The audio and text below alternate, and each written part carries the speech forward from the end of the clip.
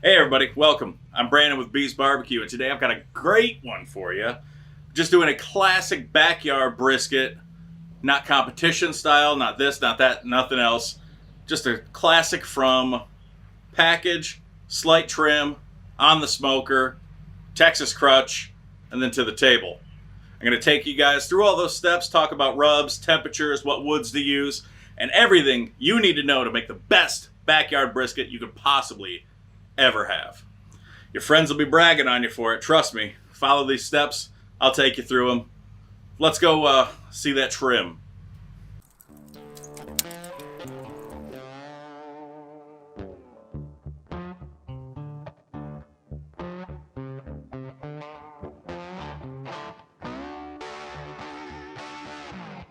Socks and Crocs. Told you this was going to be boring. Here you see all the supplies we need. I've got where we're going to trim the brisket. This is going to be my trash bin for today. And then we're going to have where we're keeping the brisket overnight. Of course, we have some gloves and paper towels as well. Let's get to trimming this thing. All right, so here we are outside at the smoke shack. Let's trim this brisket up. So you see, first things first, got some paper towel here in advance so we can dab this thing down. This is nothing crazy. This is a Sam's Club choice whole brisket. This is a 12 3/4 pound brisket. We're gonna trim off probably about 3-4 pounds of fat. That being said, we're not gonna go crazy with this trim. This is just a backyard barbecue. 4th of July weekend. This is what that paper towel was for.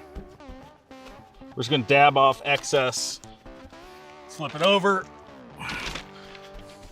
rub down the back. All right, so this is actually a really good place to start here. We wanna get our fat cap down a lot. I can tell you this is all just fat. Again, not doing a crazy trim on this thing, but we do wanna get our fat cap down some, so let's find the meat. Put a little V-notch in here. Found the meat. All right, cool. There's our point. Again, we're not going for a competition trim here, but I am going to trim a little heavier than normal. I actually like to expose the point just a little bit so that we can get our rub on it. The point has plenty of fat on its own and will cook nicely. I know there's some of you out there freaking out right now. Don't worry. Follow along with the cook. Don't leave yet. You want to kind of get any of this old colored fat off too. If your fat's not a nice white color, get rid of it.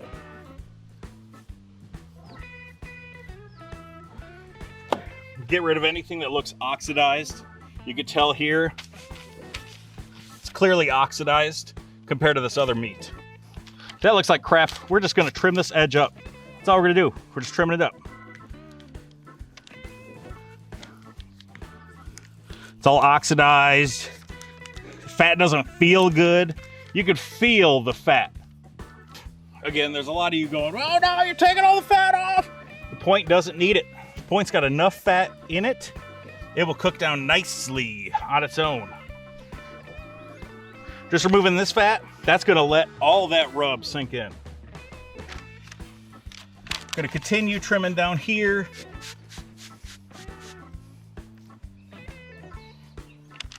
You can actually see the sun is starting, I don't wanna say it's starting to cook it, but it's starting to soften that fat up. Now what I did with the other side, that point, I'm gonna do with this side as well. It's called shaping it up. You want your brisket to have a nice shape. Again, we're not entering it in a competition, but at the end of the day,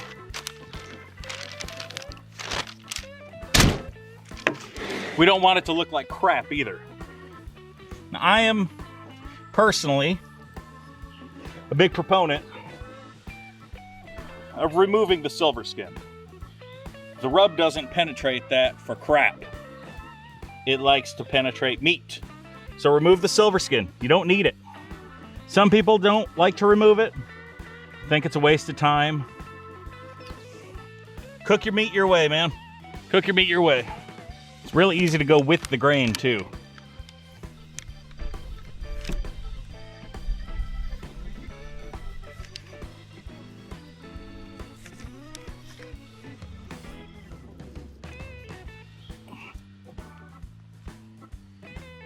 Now you can see here I kind of chunked it. Don't worry about it. I'm actually gonna trim this off anyways, and this as well, in the shaping process. So I'm not too worried about that down there. Here's a little brisket 101 for you. This big old chunk of fat right here, that ain't gonna cook down nicely. It's not gonna render down nicely. It's just gonna be a big old nasty chunk of fat. Let's go ahead and just trim this away.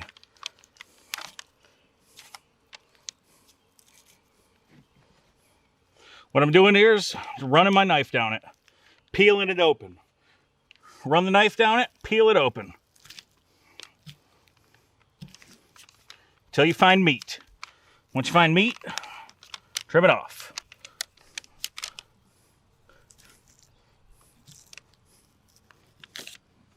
Big old hunk of nasty fat. Now we're gonna do what I said earlier, we're gonna shape this up.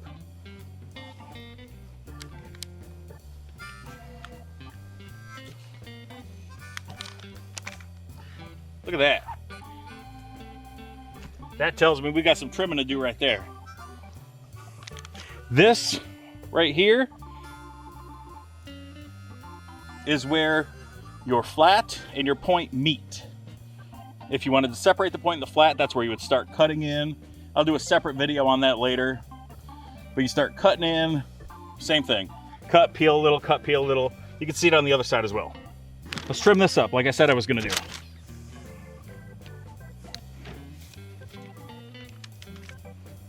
But it'll be fairly obvious which way the grains are running. And this is the way we're gonna trim it, or cut it. Cut it, cut it, cut it, cut it, cut it, until we get to about here-ish. And that's when the point starts taking over. And we'll be cutting it like that. You'll see later. So now let's flip it back over, because we saw that other side had that big old fat chunkaroo on it. I'm actually gonna dig down in here. Again, this is where your flat and point meet.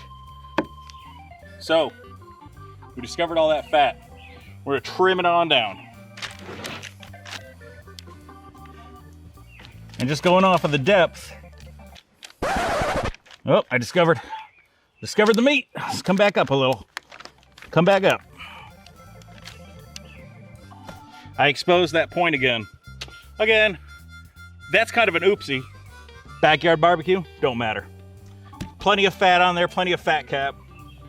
So all that oxidization's gotta go. Take away as little meat as possible. I mean, you see all that marbling? That's why I don't care about taking the fat off of there. That's gonna cook just nice. That's about it. That's your basic backyard barbecue trim. Your option, should you choose to do so, leave all the fat on the point. If you want, leave the fat on. This was totally a my bad. Anyone can make that mistake. This was all on purpose. Leave your fat on your point, take it off. I prefer taking it off to let that rub really get into the point, because that's gonna make either an amazing bark or fantastic burn ends. One thing left to do. Let it sit overnight in the refrigerator. We're just gonna throw it in our big foil pan. We're just gonna let this sit overnight. I'm gonna cover it with foil, obviously. And we're gonna take it out in the morning so we don't have to worry about any trimming in the morning. You don't have to wake up super duper early to trim it and get everything ready. All we gotta do in the morning, fire up the smoker, get out here, season this puppy up, toss it on, and enjoy. Hey, it's the next morning. You guys know what that means. It's time to get that brisket on. Got up at 8, started up the pit. It's up to temp now, about 9 o'clock. Today we're using hickory and oak, staples of the barbecue community, right?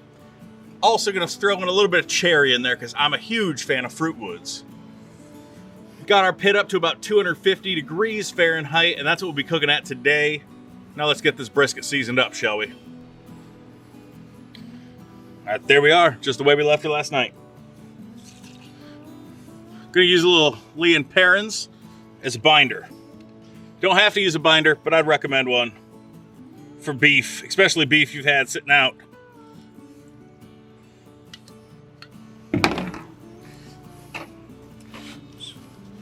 Gonna take it, rub it on. And we're gonna use what's in the pan here. You can see it kind of on the bottom. We're gonna use what's in the pan to get the rest. Now, age-old debate. Fat side up, fat side down. How are we gonna smoke this thing? Fat side up, fat side down. I can tell you right now, there's gonna be some of you guys disappointed. This guy cooks fat side down. There we go. So we're gonna season generously. We're gonna put our rub on generously. This is my homemade beef rub. There'll be a link in the description where you guys can buy it. I'm just kidding. No, this is simple. Well, we'll talk about it in a minute. Make sure to get those edges. Gotta get the edges. All the nooks and crannies. The cracks, crevices. And then this is gonna be our purdy side. This is our top. This is the piece de la resistance, the coup d'etat. I don't know if any of that's right, but you guys are about to learn a big secret. We're all rubbed up, right? I don't want to lose any of it in the transfer, but we're gonna, inevitably. Let's go to the smoker. All right, here we are. Threw our meat on. We're gonna hit it again with that rub. Any parts that rubbed off, any parts we see we missed, that big old chunk, that is rubbed beautifully. All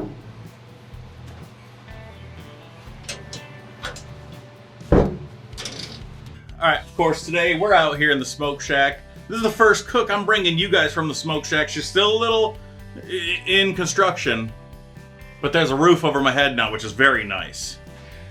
We're out here cooking on the Lone Star Grillz. What else? This amazing smoker. Why would you cook on anything else? I digress.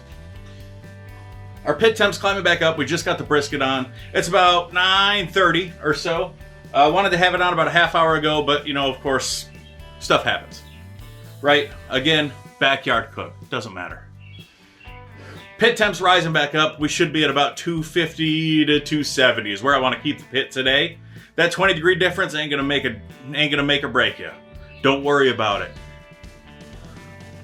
People always struggle. Oh, my temperature's up or down.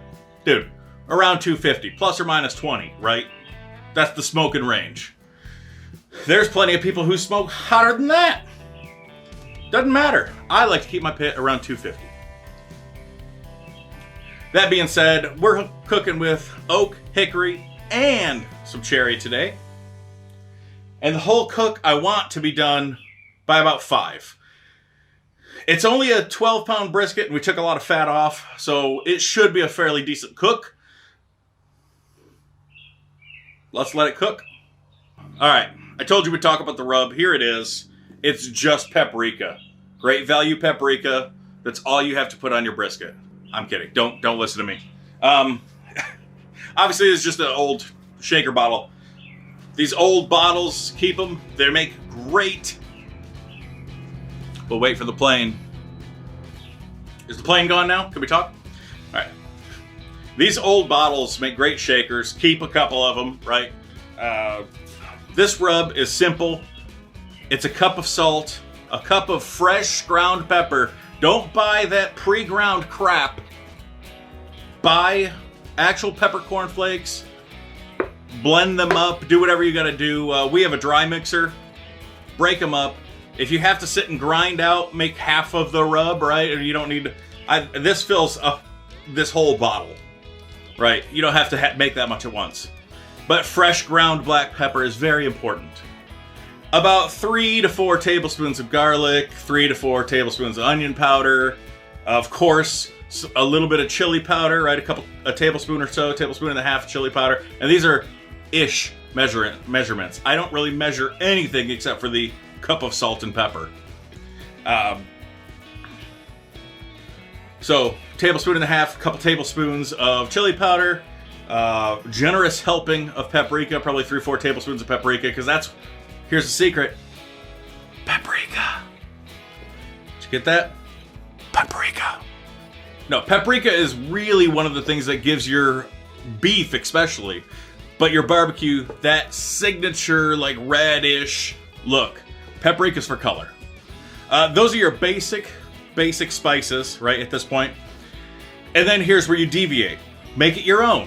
I have some lemon pepper in here. I've got a little kick of cayenne. I know people that put coffee grounds in their rubs. I'm not a big coffee grounds kind of guy, personally. But there's people that do it. But those are mainly the big ones. There's a little bit in my rub. Here comes a little secret. I actually have a jalapeno garlic powder in here, right? Make it your own. There's the basic rub, and then you make your own. This is a great beef rub. Do not put sugar in a beef rub. Don't do it. That sugar will burn. I've gotten lambasted in the past for not sharing a rub recipe. But there you go. That's my rub. That's what you do. We are running about 3 gallons of water in the bottom of this Lone Star Grillz 20 by 42 smoker. I don't see many people use water in their smoker. Or at least they don't advertise it, but I'm letting you guys know, perfectly viable. And then at the end, it makes a nice flush. You ain't got to really clean out the inside of the smoker. Downside is, it will rust a little. Pros and cons, right? But it's going to keep a nice moist environment in there, and that's the important part. Keeping your meat moist. I'll see you. That's so stupid. We're going to go ahead and throw a piece of hickory on, and then I will see you guys at about the 1 hour mark. All right, here we are. We're at about the 1 hour mark, a little bit past. Let's check on our brisket, shall we? Oh, baby, there she is.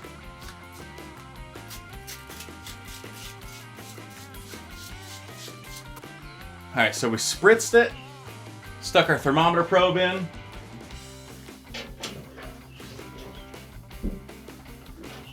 And that's that. So we've got our brisket on, been an hour.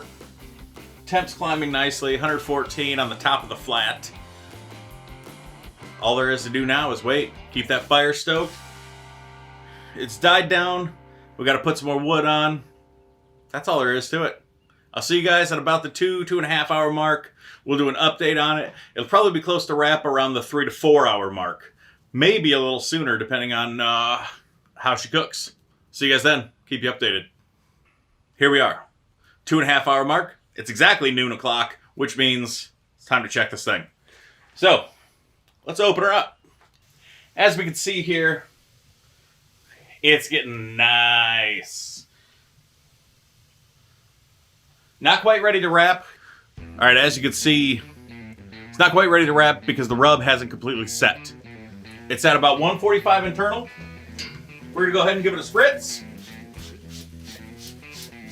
She's spritzing with water today, nothing crazy, and my wife's old hair cutting bottle. So we spritz it with some water, not using apple juice or anything crazy, just a little bit of water, keep it moist. And yeah, that's where we're at, 2.5 hours, 145 internal. We're gonna wrap when that bark is fully set. That way it's not gonna come off once it's, you know what I mean? The bark's not gonna disintegrate on you in the wrap. I'll see you guys when it's time to wrap. Yo, yo, yo, yippee, yo, yippee, yay. No, not that type of wrap. Just aluminum foil and a pan. That was bad. That was... All right, hey, it's 1:30. Time to wrap that thing. Now, I'm not going off time. I'm actually going off internal temperature. It's anywhere between 150 to 160 IT. That bark is set. It's time to wrap. Let's go to the table. All right, here we have our brisket in the pan, and I'm here to tell you it smells amazing. What I have, a little prepared beef stock, just some beef base, whether you use the bouillon, right, and break it down, or if you just use some beef broth, either way. we're just gonna take it poured over. This shouldn't rub off or anything like that. It's most of the way set, except for over here where it was leaking juices in a good way. I just got like a cup or so. Just adding a cup.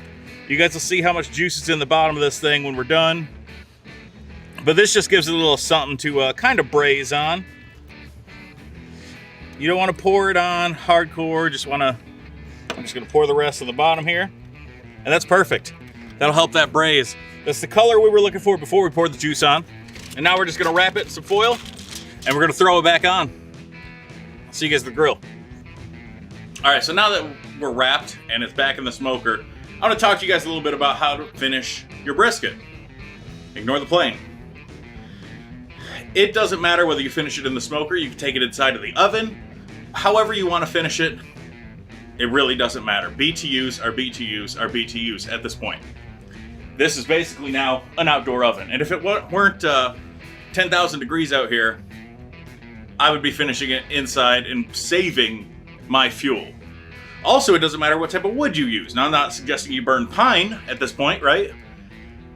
But you can switch over to charcoal briquettes should you feel the need. You can switch over to lump charcoal. You can just keep burning your hickory if you got, or oak, right? Whatever you got a ton of, burn it. So we're going to go ahead and crank the heat up to about 300 now on the smoker to really push this through and ride it off, because I want it to be done in about 3 or 4 hours so that we can have it at about 6:30 for dinner and give it time to rest. So go ahead and finish it how you choose. Today, we're going to go ahead and stay on the smoker, especially because we're making a smoking video, right? You guys don't want to see me finish it in the oven. Sounds weird, but you know what I mean. Now, that was my preferred method of wrapping. You can use butcher paper to wrap it in. I would still recommend pouring a little bit of beef broth on there to moisten up the area. And you don't have to put anything on it if you didn't want to. That thing will create its own natural juices, as it were. But putting that beef broth on it is really just going to enhance the beefy flavor. We'll see you guys when it comes time to unwrap this thing. We'll probably finish it for the last couple minutes unwrapped and then bring it inside. It'll be time to cut. Stay tuned. You're not going to want to miss this. So the internal temperature is at about 204 to 208, some places 209. Briskets and pretty much any smoking meat is done when it reaches not only a desired internal temperature, right? Never go off of pure time alone. When it reaches a certain internal temperature and, of course, when it probes tender. That's the real trick. I have my off-brand ThermoPro type, instant read thermometer. This one is a Javelin Pro. Amazon. It was like $50. So when it probes tender, you want it to feel kind of like peanut butter. You want there to be a little bit of tension still, obviously, but it should just go right in. Yes, internal temperature is important. You want it to reach a certain temperature, but then you don't just want to pull it when it hits a temperature. You want to make sure, because I've had briskets that are still a little tough feeling at 203. They needed to go a little bit longer. I've had ones that have probed like peanut butter before 200. It's all mainly by feel. So get yourself a good instant read thermometer. That'll definitely help. But if you don't have that, classic toothpick test, right? Internal temperature is important, not time, but also how it probes. That sounds dirty. It's time. We put that puppy on at about 9:30 this morning. It's now 4:30. It's been 7 hours. Believe it or not, little secret, it doesn't need to take 12 to 15 hours to cook a brisket. We've been running at about 250 to 275 all day long. This brisket, man, she cooked, right? Didn't really stall out much. Right as the stall point was approaching and we were hitting it, we wrapped it, right? Texas crutch. Now you have two options at this point, right? Two. You can unwrap it and let it go for a little while, right? 15, 20 minutes. Really tack back up that bark. Or you can just leave it wrapped. Either way, you're going to rest it after you take it out of the smoker. So what I'm going to do is we have a cooler sitting here. I'm going to take it out, leave it in the tray that it's in, and put it in a cooler. And it's going to rest for probably about an hour. And then I will see you guys in about an hour when we cut this puppy open. All right, here we go. Moment of truth. Oh, man. You guys. Oh, shit.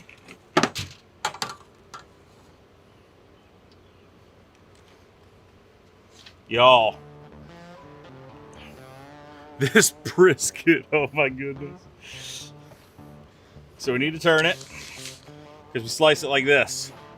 So we're just gonna go with a nice cross section cut right here.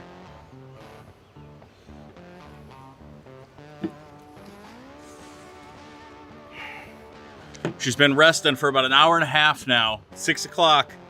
The rest of the food is done. Reveal time.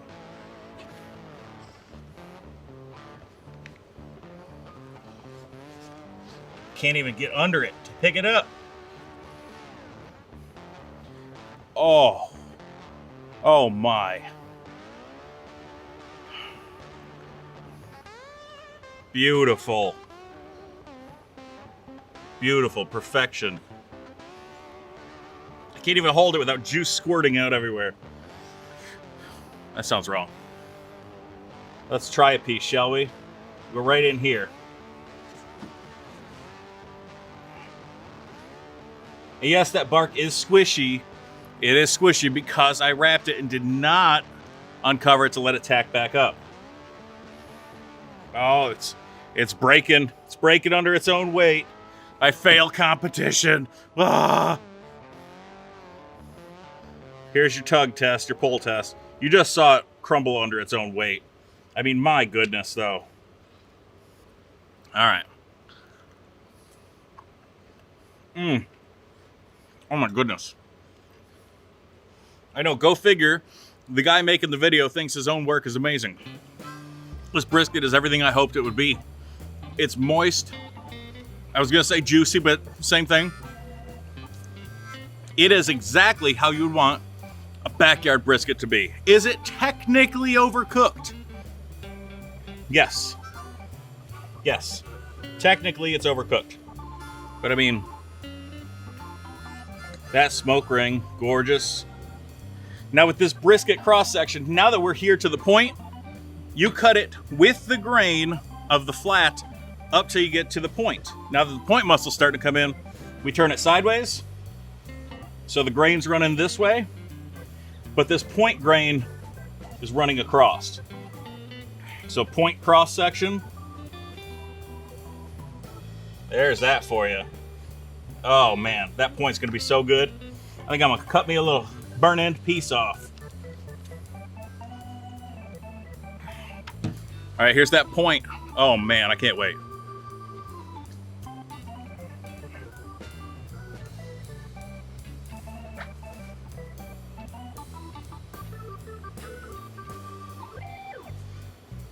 I'm done.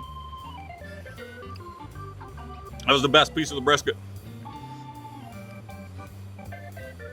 That was the best piece. I'm done. Let's wrap this thing up. So this brisket turned out exactly like I wanted. It's amazing. It's juicy. It's tender.